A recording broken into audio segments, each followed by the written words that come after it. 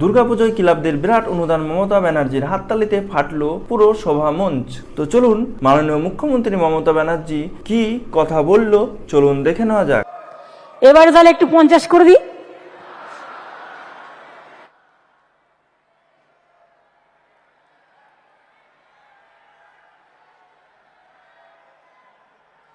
জেলাগুলো কি বলছে, ব্লকগুলো কি বলছে,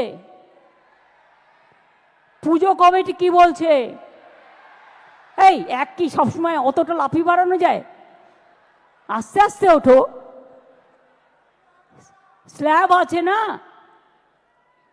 প্রথম যখন শুরু করেছিলাম 25,000 দিয়ে, ঠিক তো? তারপরে আস্তে আস্তে আস্তে আস্তে 70 এসছে।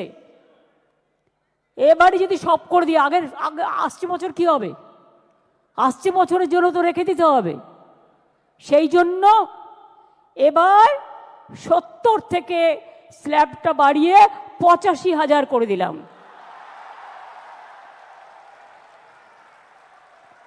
সব পুজো কমিটি কিন্তু রাজনীতির ঊর্ধ্বে, সবার এইটা মাথায় রেখে সহযোগিতা করে কাজ করতে হবে।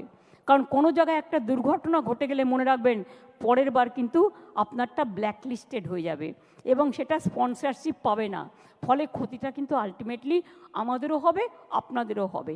এটা না হয়ে মহান চোখে মহানভাবে পুজোটাকে দেখার চেষ্টা করুন। সুতরাং ভালো করে করুন, সুন্দর করে করুন, সবাই সুস্থ থাকুন, সকলে ভালো থাকুন, সবার পুজো কাটুক নব আনন্দ। চলুন এবার আমরা দেখে নেব আইএসএফ এমএলএ নওশাদ সিদ্দিকী কি রিয়্যাক্ট করছে এবং তার বক্তব্য কি।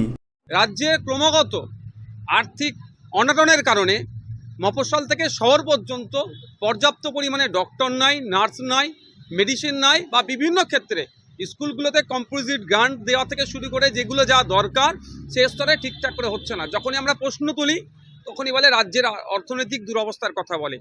একদিকে যেমন সরকারি কর্মচারীরা ডিএ পাচ্ছে না, ঠিক তার উল্টো দিকে এই 1 লাখ টাকা করে দেওয়ার ঘোষণা করেছে। ব্যাপারটা হচ্ছে 1 লাখ দেবে কি 75,000 দেবে 50,000, তার থেকে বড় কথা হচ্ছে রাজ্যের অর্থনৈতিক দুরবস্থা কিভাবে কাটিয়ে উঠবে তার কোনো নির্দিষ্ট পরিকল্পনা রাজ্য সরকার নিচ্ছে না।